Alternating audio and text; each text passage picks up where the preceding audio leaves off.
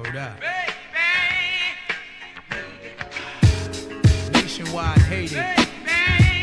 Nickel plated. Sequel or death? Yo, son, what are you going to choose? Yo, check it. This seminar is filmed at Carnegie Mellon University.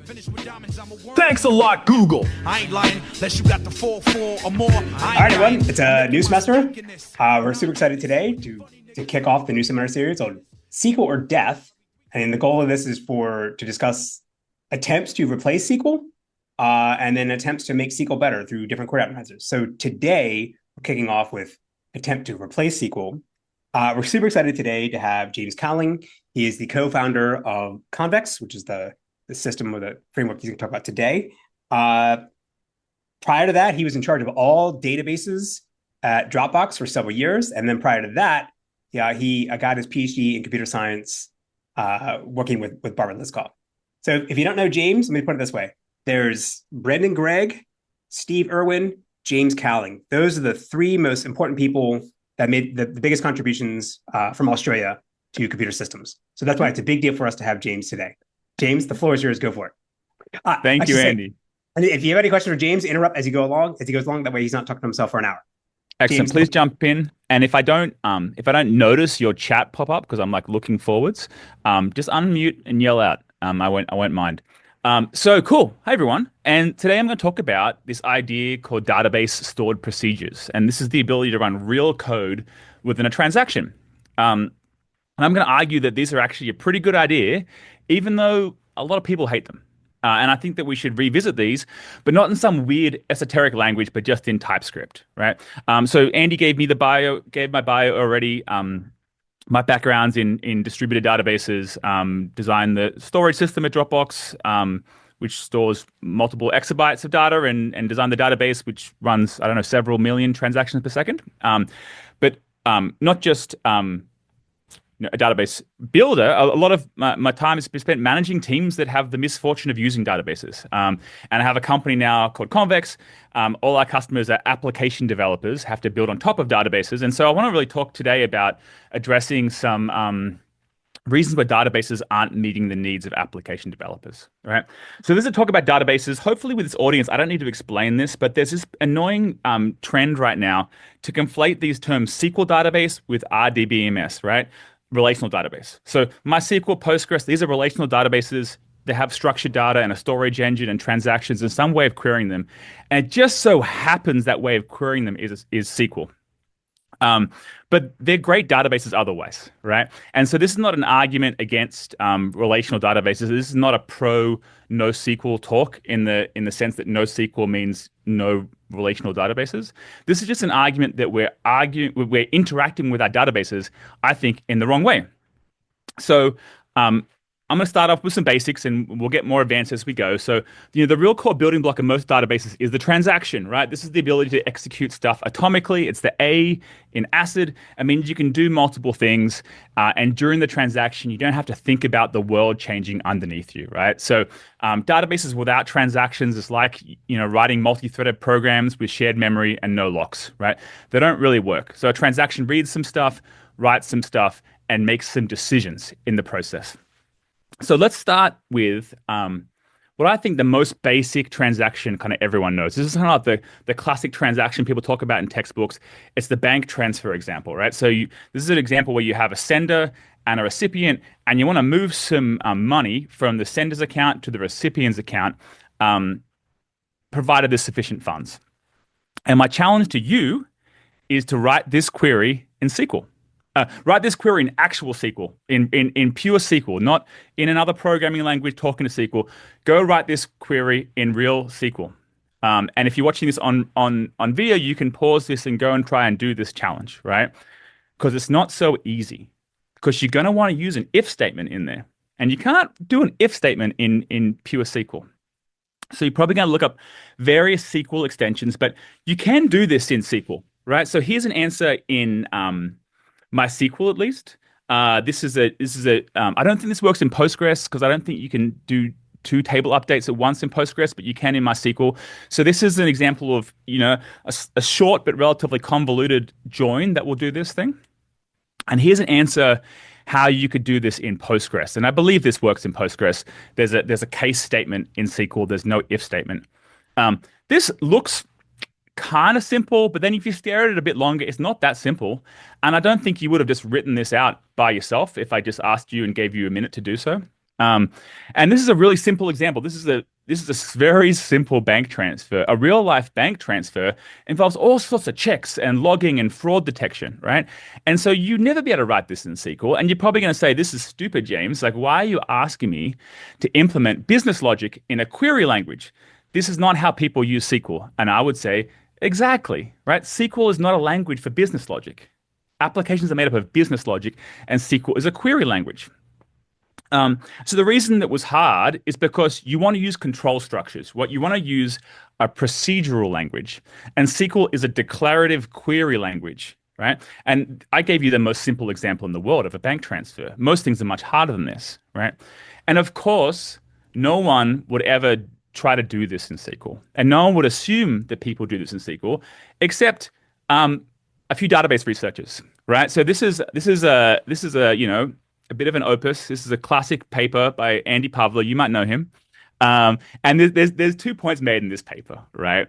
It's a bit of an irreverent paper, obviously. But one is that the database research assumes serializability, and also database research assumes that people use stored procedures, run everything in a single atomic block of SQL code. But in the real world, no one actually does this, right? So what do people do in the real world? So they've got kind of two options in the real world. One, and these are both real options, by the way, right? One is the one you'd probably expect. You write API services in some other language on the server that talks to the database. Or two, which is a very popular and very common model, is to just give up on transactions and leak your entire database to the client. So I'll talk about the server-side API stuff first. This is probably how you think a database normally works, or how you normally interact with databases. If you're at a larger company, this is how you would interact with the database. You have a front end and a back end, and the front end can't talk to the database, right? The front end talks to an API service, and that API service talks to the database and runs all the business logic, right? So there's this pretty hard dividing line between the front end and the back end here, and only the back end can talk to the DB. And here's an example of how you would implement this bank transfer in Python. It's probably what you think about when you think of a SQL transaction. It's not that complicated. I mean, you have select for update in here, which is a little bit of a gotcha you'd have to use because you're probably running this in read committed. But the really important line here is you have an if sender balance is less than amount, right? You get to do an if statement. So this runs in a transaction, and the transaction stays open for the duration of that with con.cursor block. Otherwise, you're happy. So this seems like the normal way of writing database code. What's wrong with it? So it's easy to do the wrong thing. It's quite hard to test SQL code, right? Because it's a text-based language with weak type safety. Small typos can easily destroy a company. I've seen people make small typos in SQL and destroy databases before in practice. It's really easy to blow away your whole company. It's really easy to leave it a where clause. And typically, in practice, no one's really writing SQL queries like this. In any larger company, you have all these layers of abstraction and ORMs which kind of hide the database calls to protect you from them.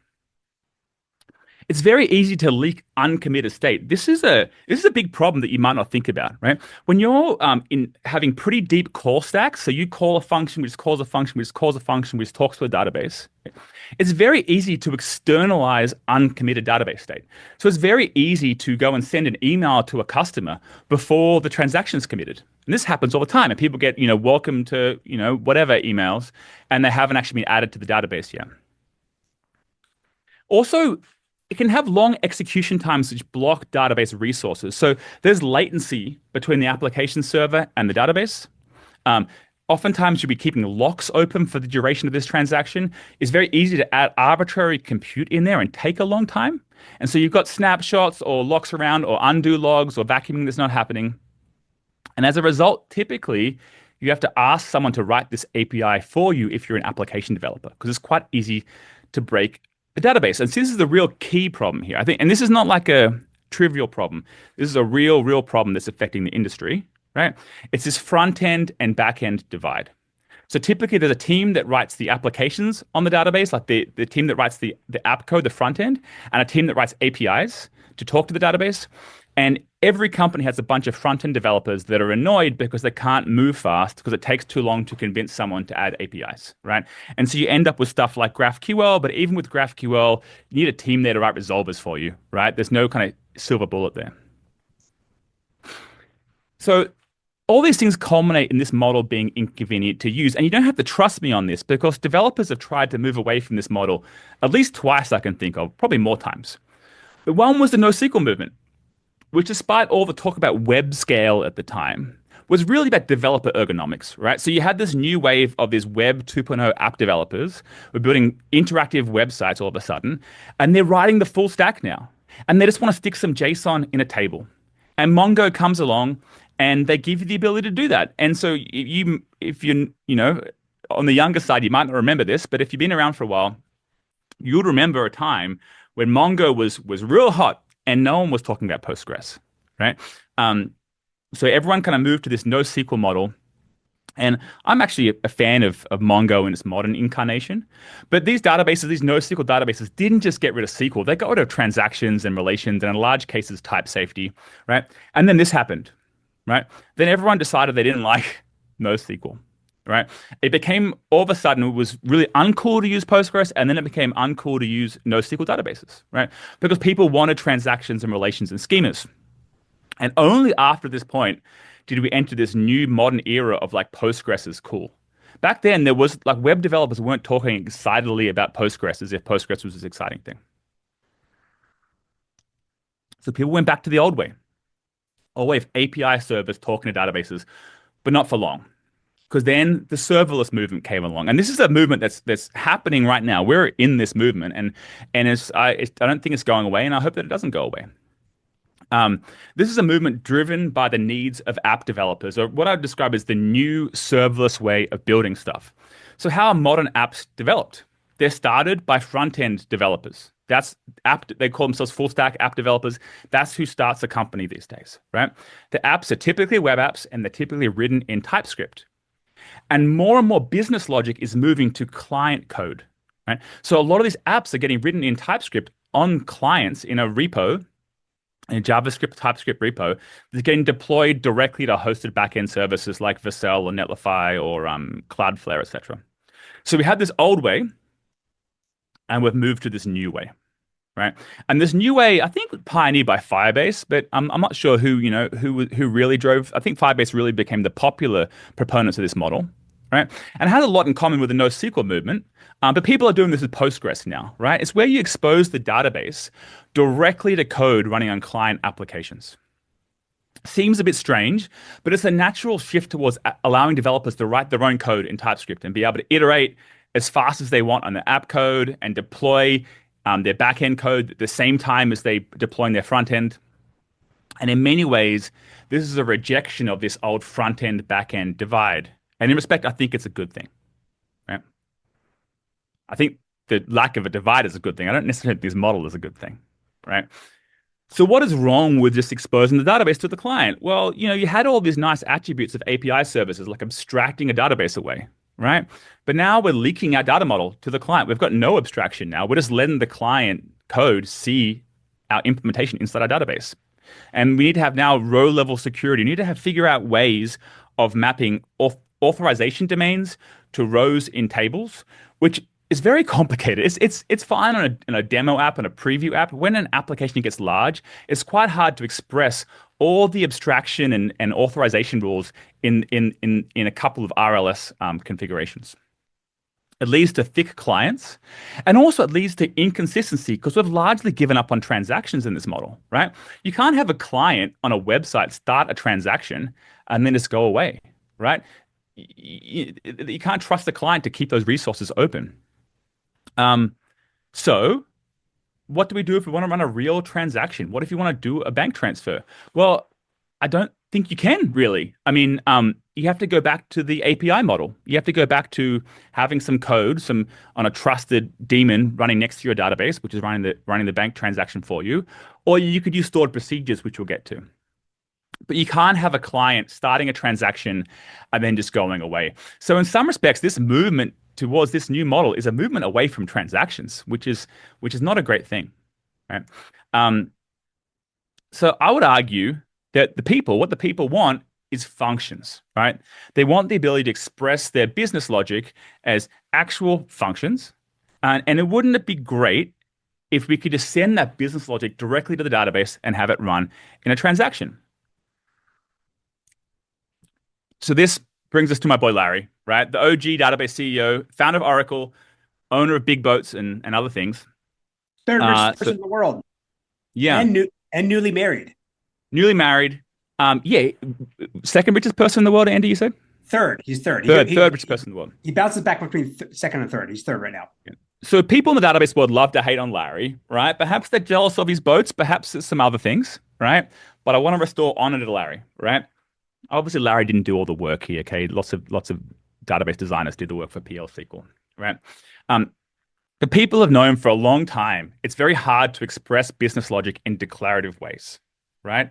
So in the 80s, Oracle came out with something called PL SQL, and it stands for not programming, it stands for procedural language for SQL. So procedural language for structured query language. Not the best acronym, right? But it's the ability to do procedural things like if statements and control flow inside a database query that looks like SQL. And you might hear these referred to as stored procedures. They're a stored procedure when you store the PL SQL on the database like an API that you can call, right? So this is what it looks like. This is the bank transfer example in PL SQL. It's its own programming language, right? It's got its own syntax for exceptions. And I don't think I added any logging here. I guess there's exceptions here. There's logging. You can call log statements and you can do all sorts of things. It's a real programming language, and you can write real business logic and run it directly within the database. So why were these invented, right? It was an attempt to make SQL queries into a real programming language. It's a real programming language, right? It moves business logic to the database. It supports loops and conditional logic. It minimizes round trips to the database, which is quite important if you want good performance, right? Instead of having an API server sitting somewhere, maybe even on the edge, quite far from your database, right? And your database in a different location with all these round trip times between your application code in Python, perhaps, and your database, it's sitting right there inside the database without these round trips. It gives you error handling. It gives you modularity, right? Sick. Sounds awesome, right? It solves all our problems. We can just run programs in the database. But I want to go back to this paper, right? This paper keeps bugging me, right? Because it says no one uses stored procedures. Right? Why is that? Why does no one use stored procedures? I think you can guess the answer. Because I would ask you, do you want to use this language to write your application? Because no one wants to use a weird esoteric language to write their business logic, right? Andy, were you going to jump in there? I saw you lean in. It's based on Ada which is the successor to Pascal. Right, so it's from the 80s. It's ugly, yes. Yes, and this is a bank transfer no bank does a transfer like this, right? But bank doesn't do like -1 and +1, right? There's all sorts of stuff going on in there, right? Some fraud detection and computing exchange rates and all sorts of things like that, right? So real applications implement business logic with real libraries. And do you want to build an entire stack in this programming language? That doesn't fit at all within your developer workflow, you probably don't want to use it, right? So people don't use it. Now, stop press, I realized I got something wrong. So as I was making these slides, I Googled, how do you implement the bank transfer example in Supabase? I was quite curious if anyone had done this, right? And I found a video that actually suggests that you should do this using Postgres functions. And I looked into what a Postgres function was, and a Postgres function is something called PLPG SQL. It's PL SQL, right? So our boy Larry's back, right? There is a resurgence in popularity in stored procedures, right? It's not the Oracle version of this, it's the Postgres version, which is called PLPG SQL, which again, fairly terrible acronym. But this is not how you build your application. People aren't building real business logic in PLPG SQL, right? It's just as hard to use as the Oracle version, right? So what's wrong with stored procedures? Sometimes you have like a really good idea. I think stored procedures are a really good idea, but you're going about it the wrong way. And it reminds me of this article. I just found this article just before this talk. Not wanting to pollute the ocean, Larry Ellison employs a man who follows his super yacht in a speedboat. His sole job is to retrieve basketballs that go overboard. Now, I don't know if this is true. I hope it is. It's a funny article, right? I felt this is amusing. This is some good intentions, but not quite right in the execution. I think stored procedures, there's a lot of good ideas there, not quite right. What was wrong with stored procedures? One, it doesn't solve your software engineering challenges, right? You want testing and types and libraries and Git integration and standard logging and to use Sentry or whatever, right? You want to be in the same language that you always use. That's the whole software engineering thing, right? So it doesn't solve the software engineering challenges. And also, you want some isolation from the database. So if you work at a bigger company that has DBAs, right? You should go to your DBAs and ask them, hey, can you install this PL SQL stored procedure for me? And they will say no, right? They will say no because they don't trust you to run some code inside the database, right? Unless you're finance, or using Oracle, might be different, right? But for any application code, databases aren't designed to have huge amounts of general purpose compute running inside of them, right? And if the PL SQL goes wrong, it can do bad things to the database, right? So typically, you don't have very good isolation between the execution and the storage.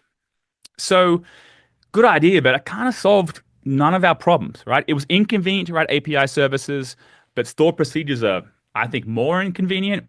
And it doesn't make life any better for application developers because then they have to write everything in this weird new language and duplicate all their business logic into it, right? And that makes Larry Ellison sad, right? Everyone critiquing PL SQL and stored procedures, and I can't stand by and watch that happen. So what are we going to do about that?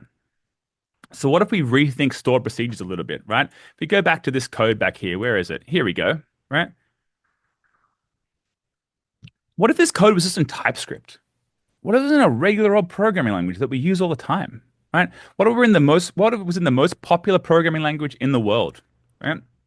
It would solve a lot of our software engineering problems, right? If we just integrate it directly into our workflow, the same people writing the application would write the queries in the database, right?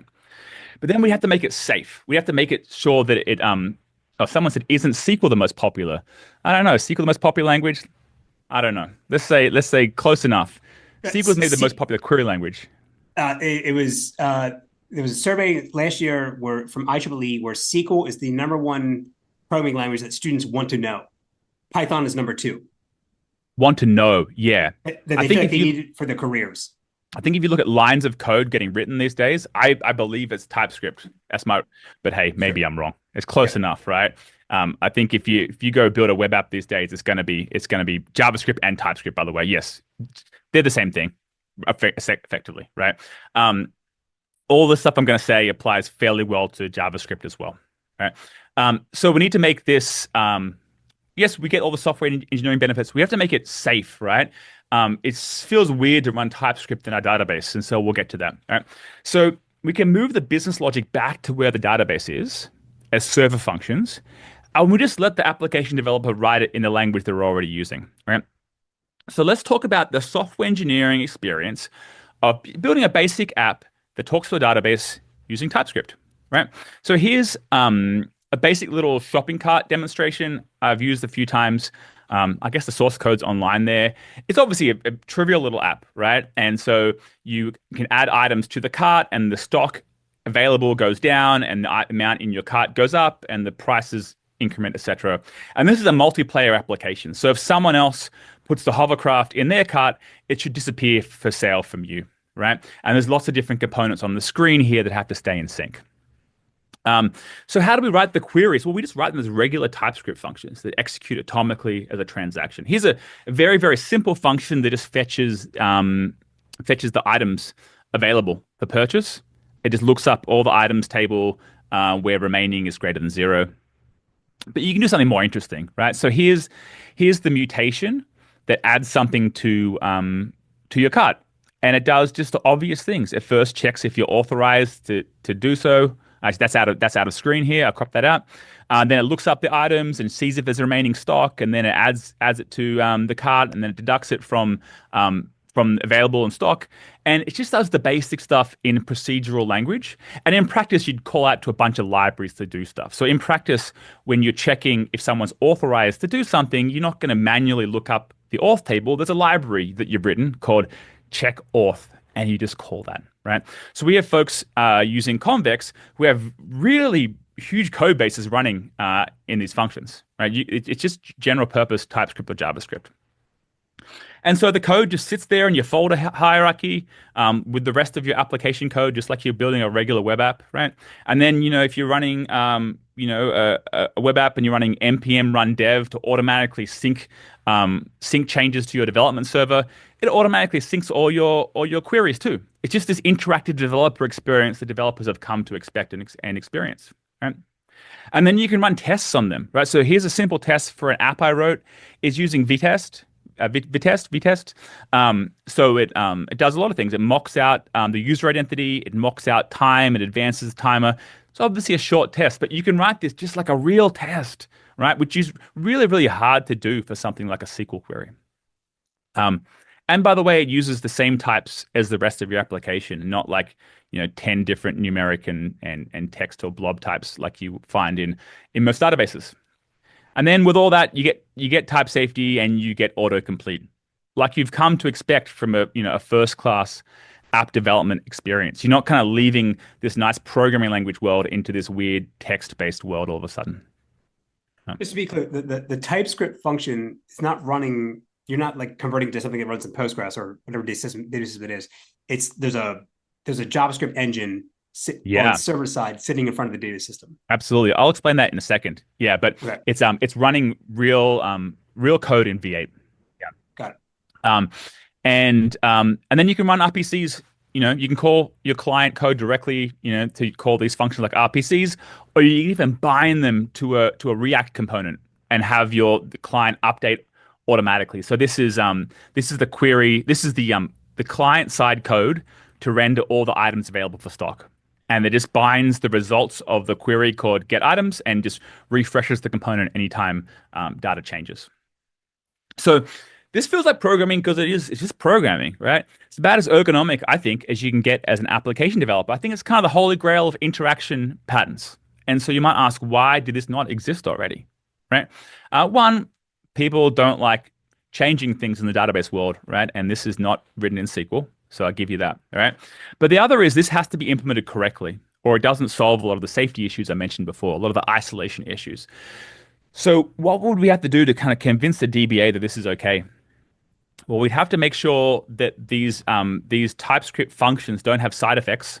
They don't leak any state out of the transaction. And we have to make sure that we have pretty good isolation from database compute and memory and transaction protocol.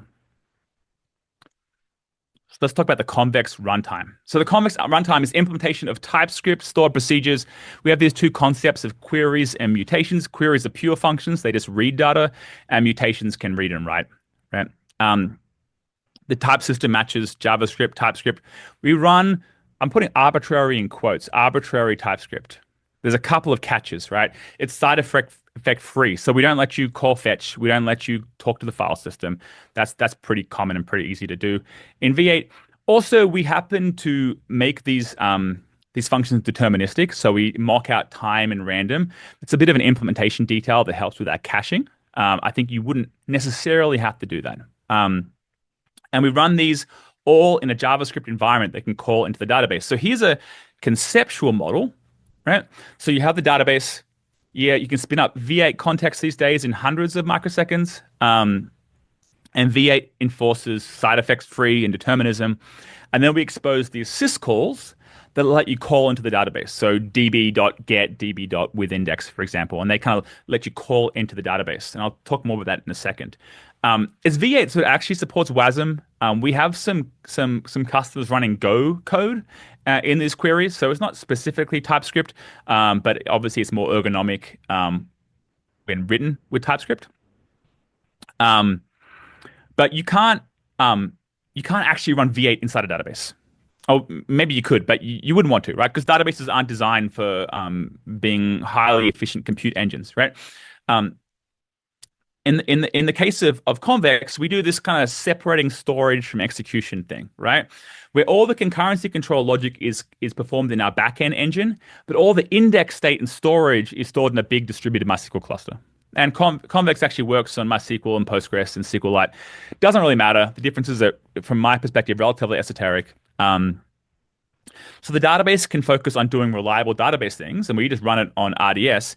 And then all the kind of logic around transaction coordination and executing code in V8 runs on this high-performance scale-out execution cluster. Right?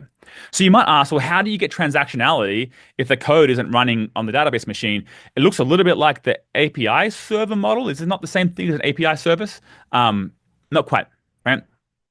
So I agree. Real code needs real transactions, right? And so this is even more important when you're doing like arbitrary code, right? Because this code can do a lot of complicated things and run lots of different called libraries. You don't know what that library is doing inside of it. Sometimes those libraries talk to the database too. It's really nice if that can execute as a transaction. Extra nice if it supports serializability. So you don't have to reason about interactions between these two different functions. And so how do we do it? I deleted a slide about why we don't use two-phase locking. I can talk about that afterwards if you'd like. Two-phase locking gets a little bit complicated with deadlock detection and locks being held open for too long. But we use a type of optimistic concurrency control called multi-version concurrency control. And you might not be familiar, you might be familiar, but I'll explain what these are. We use fairly standard techniques. So we store the data in such a way in the database, in MySQL, for example, that it's very efficient to read a snapshot of the database at a given point in time, right? So it's basically log structured data. We can say, as of this timestamp, give me a snapshot. And for every query, we run that query on a snapshot. And at the end, we try to commit if that snapshot's valid. So I'll give you a bit more detail here. I think we do something relatively similar to databases like FoundationDB, maybe FaunaDB. It's more of a kind of a timestamp Oracle kind of model here. Right. So you have these execution machines sitting there, and it gets a request to run a query. And so it picks a timestamp, asks the Oracle for a timestamp T. And then it goes off and runs. It runs the entire transaction as of timestamp T. And it records and remembers all the read ranges, all the data ranges it reads, and then it buffers up all the writes it wants to write back to the database. Right. And then you get to the end of the transaction, and you have to decide, is it safe to commit? So we have a relatively efficient structure that can see if any changes have happened between two timestamps. So at the end of the transaction, the latest timestamp's timestamp N. We see if any writes have come in that conflict with any of our reads. If they are, that's an optimistic concurrency control conflict. We retry the transaction. Otherwise, we just give the transaction the latest timestamp and we commit it. Right. This might seem a little bit complicated if you're new to this, but it's a pretty standard technique. I think oftentimes, there's these two ways of going down the path of distributed databases. There's like two-phase commit style models, and there's like timestamp Oracle kind of models. And this is more the FoundationDB way of doing things. All right. I'm going to talk about the query language briefly, but I think the query language is not the most interesting part. There's a quick question on that. This is super Yeah. interesting. Do you have other transaction models too? Like, this is not going to get you full serializability, but maybe that's not the goal. Your applications you're targeting may not need that. For example, you may Yes. have to read whatever you read earlier to get that component. So are you targeting a certain class of applications? The banking example probably needs a little bit more, right? Yeah, so this really is serializable because we keep read ranges. Everything is like we don't have like phantoms, for example. Like we are keeping real read ranges. But at the end, I'm going to talk a bit about serializability because there are situations where you don't want serializability, and so we'll put that on hold and we'll come back to that towards the end because I want to talk about situations where you want to relinquish serializability. Sounds great. Thank you. I'll wait for that. Yeah. And okay, let's where are we? Cool. So I'll talk about the query model again. Can I ask one question here? So you obviously decided to implement transactions in the V8 containers rather than Yes. reuse the transactions that exist in MySQL or Postgres. Yes. You could have done that. You could have inserted a begin transaction, end transaction, and you could have used the backend transactions, and you Yes. decided not to. Yes. So wondering So why. the way we actually use the database is not how to describe it. We use MySQL basically as a write-ahead log. So it's a version write-ahead log. So basically, we store all the timestamps and the states as of that timestamp, and obviously the indexes as well. All the transaction coordination logic is done in user space, I guess, or in our Rust code base. So we really use the database when it comes down to it for a durable write-ahead log, and the ability to perform queries on a timestamp snapshots. And this gives us the ability to to have our own kind of custom schema. Like the user's schema, for example, is not in the database, right? Everything is done application level, right?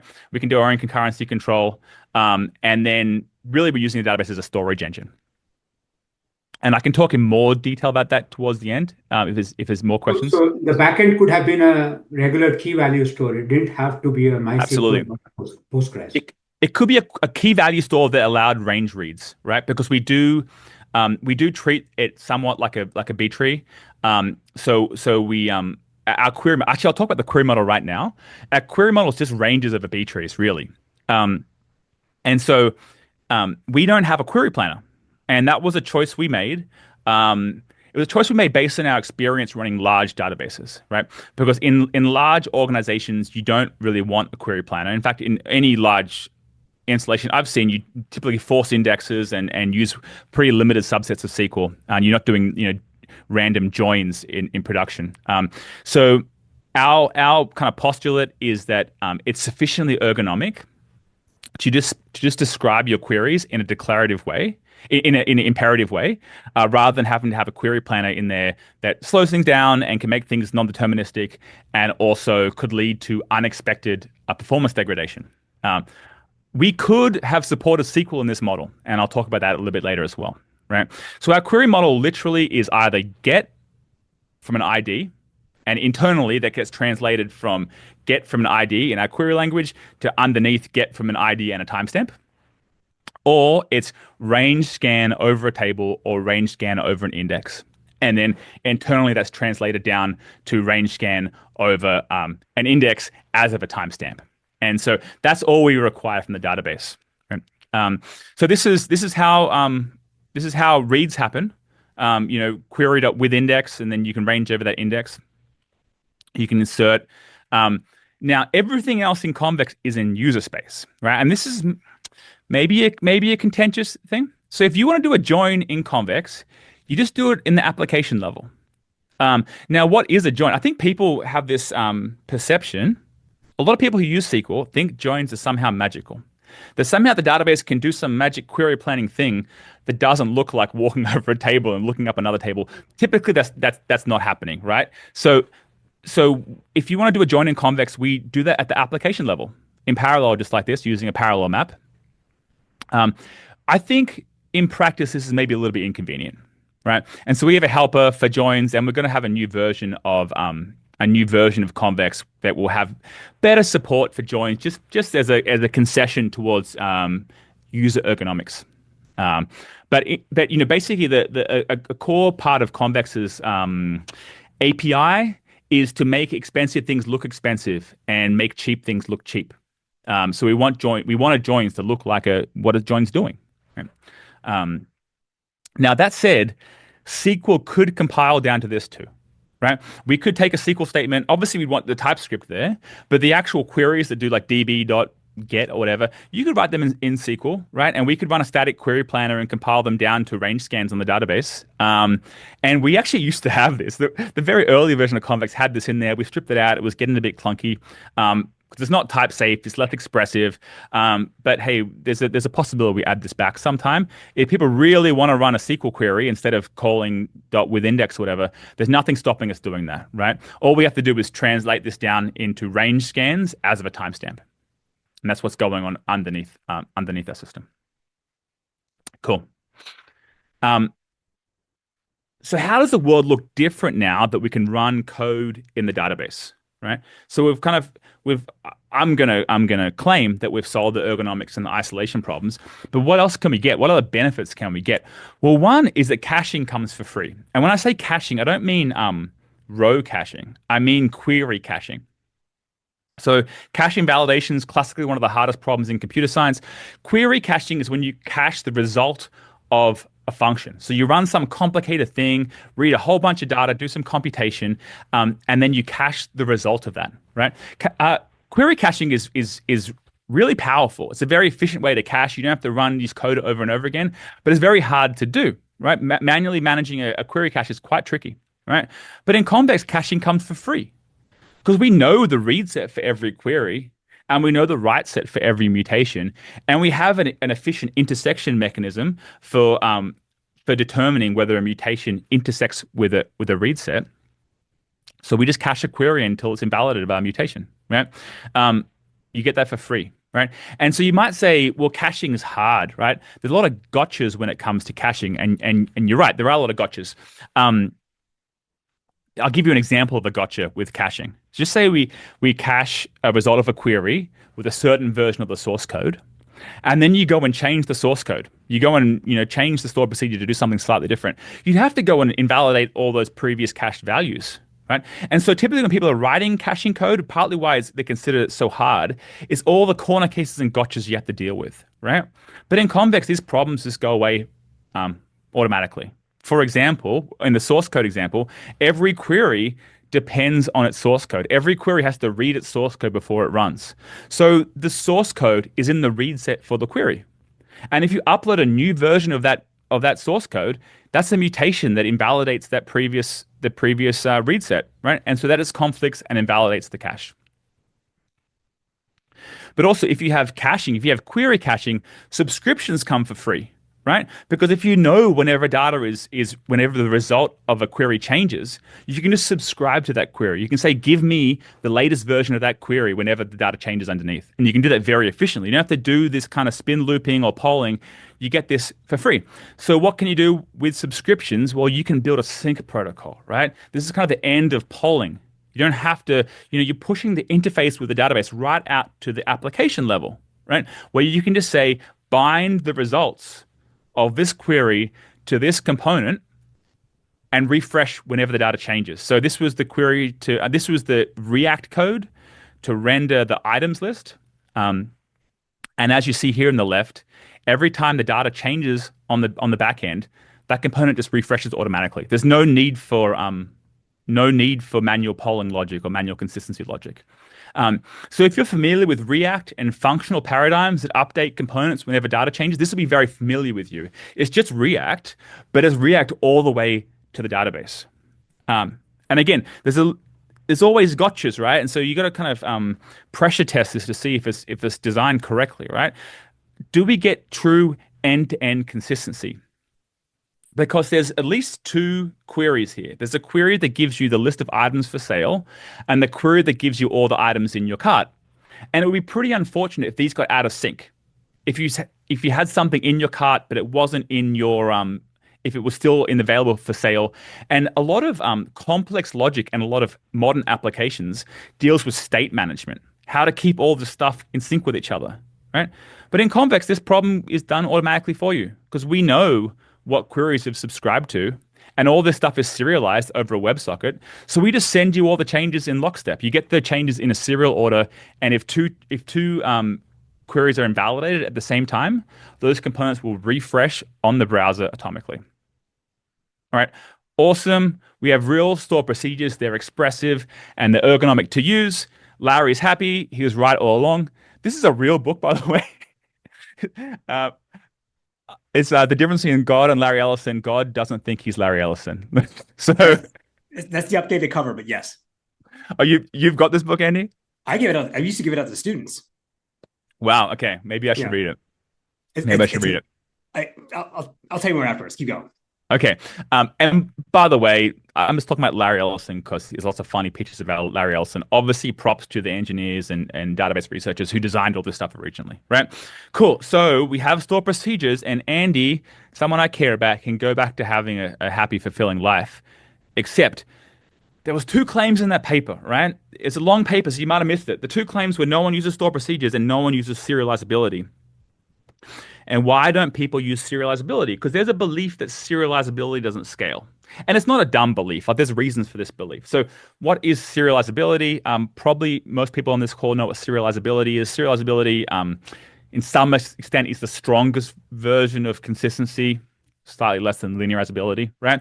But serializability means that if you have a serializable database and you interact with it, multiple people interacting with it at the same time, it looks as if to the users, everyone's running it one at a time in a serial order, right? You don't have to think about what anyone else is doing. You don't need stuff like select for update and all these gotchas. But serializability does have scaling limitations, right? Because if you have queries that touch each other's data in every query, they can only happen one at a time. And if they can only happen one at a time, you can only get as much throughput as the latency it takes to run a single query. Now, in practice, well-designed apps try to design them in such a application developers try to design their queries in such a way that they don't conflict with each other, right? But sometimes you don't need serializability. Sometimes what you want is asynchrony. So asynchrony is a very important property of a system with strong guarantees, right? Your database gives you serializability if you want it, but you can also opt out to just doing things later, right? So because we control the runtime in convex, we just added a scheduler to it, right? So there's also a function called ctx.scheduler.runAfter. This is actually saying .runAfter 0. And what this is saying is once this mutation commits, just run this other function later on, immediately after, whenever you get a chance. It looks so you can also run after 1 second. There's various things you can do with the scheduler, but the ability to run scheduling, and by the way, this is scheduling state that's committed to the database and is transactional, right? So the ability to do scheduling allows you to chain together these transactions into workflows that resemble something like temporal, but have them be transactionally consistent with the database. All right. I've talked about queries as code, right? They allow you to express business logic in TypeScript. They're deeply integrated with the application developer workflows, so app developers can use them happily. They provide you consistency and isolation, so you can build correct apps that don't get overcomplicated. And you get caching and subscriptions and sync for free, so you don't need to do stuff like polling and caching validation, right? And something I didn't have time to talk about, but it's kind of real new research we're finding that LLMs really love writing queries as code, right? For a variety of reasons. One, strong type safety and good high-level building blocks, but also you can build good evals very easily. So if you're writing queries as code that have strong guarantees that commit atomically, that have serializability, right? It's very easy for an LLM to attempt to build something and then run tests to see if it works. So we've got some more information coming out soon, but we're getting very, very promising results at using LLMs to write convex code in particular. And so, it kind of furthers my belief that, what's good for the humans is good for the robot and vice versa. So that's it. That's my argument towards queries as code. And I try to keep this pretty general and not about convex. I just think this is a good idea in general. All the stuff does exist. It's available at convex.dev. You can use it today. Thanks. Awesome. I will clap on behalf of everyone here. James, that was fantastic. We have about 10 minutes or so for questions. So if you have a question for James, go ahead, unmute yourself and fire away. James, this was an excellent talk. So Oracle and Snowflake has JavaScript as a stored procedure, as a UDF language. Yeah. Does that get you a backdoor to doing this without having to do all the other setup in the database, or you still need all the other additional server-side stuff that you're doing? That's a good question. Now, I mean, Snowflake is quite different, right? So Snowflake could be OLAP, right? I mean, presumably offering in the OLAP product. I'm not familiar with UDFs in Oracle. But I imagine, I mean, if they're doing something like this, similar to this, that's great. But I think what makes this powerful is really putting it in the developer workflow. Like the customers of this are web developers and application developers. The customers aren't DBAs, you know? And so I'd be quite curious as to the ergonomics of that and how well that fits into the platform. But, you know, in terms of how this is built, so Convex is open source. On Thursday, so in 3 days from now, we're open sourcing a version that right now the open source Convex runs on SQLite. We're open sourcing the version that runs on distributed MySQL and on Postgres. And so for us, it's advantageous to have this pretty clear separation between the storage layer and the rest of Convex. And you know, I have built storage engines before. I don't particularly want to build a storage engine again. And so for us, it's nice being able to use an off-the-shelf storage engine. Good. I have a second question, but I'll see if someone else wants to go. I saw a question come through here. Why isn't the PL SQL something like WASM, where you could easily implement compilers from different languages without the need for extra V8 context? Perhaps why not even implement a DB that uses WASM as a stored procedure language? Yeah, that's interesting. So yes, this does support WASM, right? So V8 will execute WASM code for you. We very occasionally do that. We haven't had tremendous demand from folks wanting languages other than TypeScript. Although this could be selection bias. But I think the ability, supporting TypeScript and having like nice TypeScript types and having a really ergonomic interface for using TypeScript has been what people have been happy with so far. But yeah, I mean, I'm totally be down to support other languages. But I do think, you know, you have this question about, is V8 the right runtime? Because V8 is not as expressive as Node, for example, right? So you can't run necessarily, depending on what runtime you're running, you can't necessarily run all library functions in V8. But the nice thing about V8 is it makes it very easier for us to kind of intercept calls to the database, etc. But yeah, I think pretty key to this is this separation of storage and execution. I'm not really going to advocate for someone running real code in a database, unless we design a database from the ground up. And yes, we could do that. But you know, databases are complicated enough as they are. They have enough. You know, and most of them have 30 years of baggage about managing state and memory, etc. And I don't think throwing like general purpose compute in them is the right move. Is Convex handle ordering in the client side for getting the events and everything?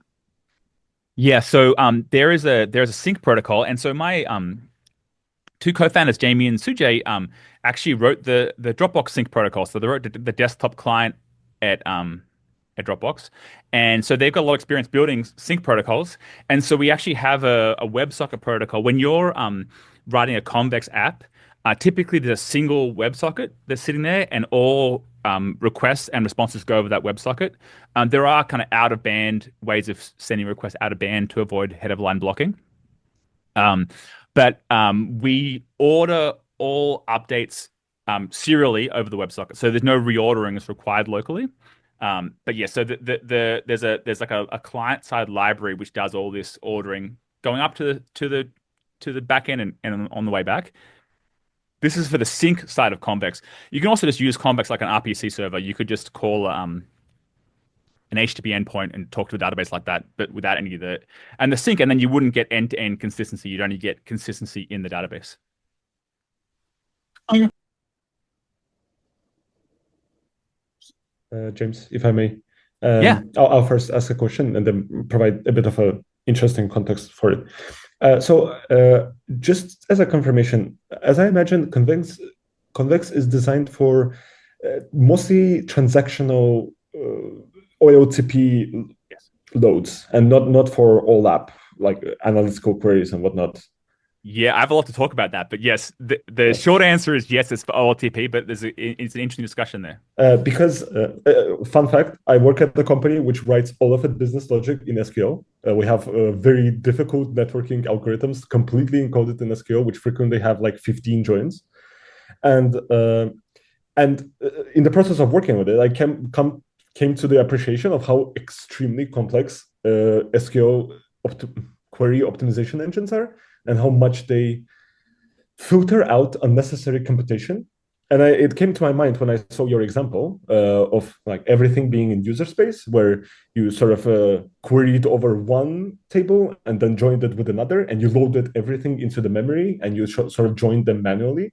And I can imagine that would be very, very slow when you have like a sort of an analytical workload or a query which like simply does a join over two big tables. Yeah, So it is slow. do you have plans for adding sort of, I would imagine, a library that would hide the complexity of doing a proper join, like let's say like all the join algorithms that Postgres has, I don't know, merge join, hash join, etc., that hides this behind and hides this behind the scenes and sort of allows you to write efficient analytical workloads? Yeah, this is a great question. So firstly, yes, Convex is designed for live site OLTP workloads where you want your queries to be relatively fast because there's a user in the critical path. And I should have made this more clear, but almost everything I'm saying today is really about OLTP. I think OLAP's quite different because I think the difference is typically with OLTP, you know what you want and you know how to achieve it. Generally, it's relatively simple things like, oh, add this person to this thing, look up this state, right? Whereas OLAP is obviously by definition more analytical, right? You kind of want some kind of answers. You don't necessarily know how to fetch them, and you don't care about tight latency guarantees with OLAP typically, right? So OLAP quite different. The planning is really important because there's huge amounts of data getting queried, and you have to come up with a complex query plan. And so I'm pretty like down with like with declarative query models for OLAP. I think it makes a lot of sense. I think OLTP, typically almost everything you're doing is indexed, right? If you're doing any kind of complex like query planning in an OLTP query, is probably something going wrong, right? So there's two things you said in there. One about joins, one about what about if you want to do analytics, right? So joins, yeah, there's a few things we could do. We could do push down. So right now you're right. Like we do read all that state into memory, right? Now there's optimizations. We do prefetching. We do various things under the covers, right? We could also do push down where we statically analyze the code and implement more of it on the data. We don't do that right now to a very extensive degree. And also, I think we probably should add a join helper, to be honest. I think you're right. Yeah. But the other thing you touched on is analytics. So I have no ambition to compete with Snowflake and Databricks, right? But every now and then in a website, in a live app, you want to do something kind of I'd call baby OLAP, right? You want to like read over all your users and compute the high score or something. And it's not easy to do that efficiently. And so even if sometimes a query takes 30 seconds, so we don't allow you to run like a 30-second query, right? We keep everything very tight, so it's high performance. I think there's room for allowing people to run less efficient queries, and we're exploring two things currently. One is keeping these snapshots around a lot longer. So right now, it's with retention, it's a little bit hard for us to keep these snapshots around for a long time at a timestamp. And if we could keep them around longer, you could just run a really long query, a stale query. The other is we have a prototype of running DuckDB on Convex, where we just dump all our data in DuckDB. Now, assuming it's tractable data sizes to be queried by DuckDB. Anyway, I guess the short answer is, after a long answer, is that you're right. This is really targeting OLTP, but there is a demand, I think, for baby OLAP, right? For little analytics, and I think we need to add some more features for that. And thanks a lot. And a very short, like sort of upcoming question. As a developer of Convex, do you think it is possible at all to sort of do a complex analytical join in a language like TypeScript without encoding your queries further in like SQL and sending them to the database and getting the results back? Like, would it be ever possible to fit that logic into like an imperative language? Yeah, Andy would know the answer better than me, but there are people doing this, right? People are using imperative languages for analytics queries. People did that shit with Hadoop. That's dead. right? There's so many different choices you have to make on an optimal query plan. You do not want your programmer writing this, right? This is the classic SQL debate from the 1970s, right? Because any assumption you bake in your code about what should be the right join order or how to push down certain operators, if the data evolves and changes, you don't want it to go back and rewrite all your code. So for baby things, sure, or like again, go getting the last 10 things, but like anything very complicated is gonna be a bad idea. Yep. Okay. Yes, and there's that paper. Yes, from I just saw a comment about status quo. I'm not familiar with his work, but I do know both Alvin and Sam, so I should check out status quo. Alvin's PhD thesis was on basically pushing down like Hibernate code.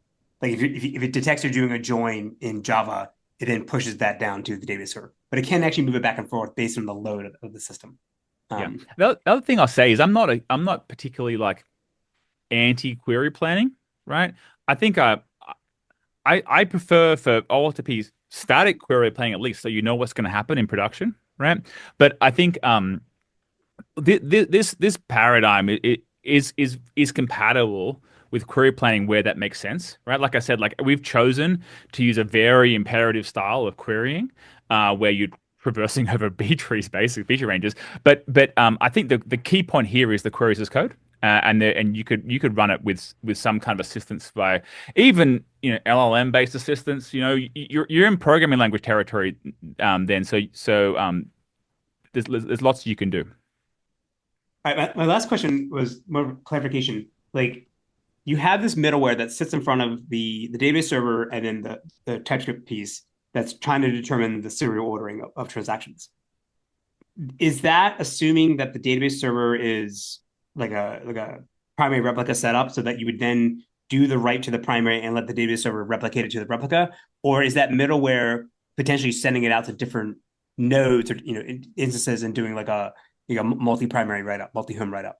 Right. Yeah, so there's not multi-primary, right? So there's a few points of non-scale in the system, right? One is you have to have a timestamp oracle, right? Now it turns out you can scale this pretty widely. If all you're doing is picking timestamps, you can run a lot of transactions per second through that. And and then you need to install your writes into a primary, right? But once you have a timestamp, you're able to go and read that snapshot wherever that snapshot's available. You could even, we don't do this, but you could read that snapshot from S3 if you needed to, But basically, when you commit a transaction at the end, you're just installing writes. It's just taking a bulk set of data updates and you're putting them into the database as of a timestamp. Got it. Okay. Awesome. All right. Let's get in. I'll applaud for James. Fantastic talk. Thank you for kicking this off. It was very. A lot of people stuck around to the very end. That's how you know it's a good talk. Okay. Excellent. So this will be this. Go ahead. Yeah. Sorry. Yeah, I'll say I saw those. I think Chris had a question. If people have more questions, reach out. Feel free to hit me up on X, Twitter.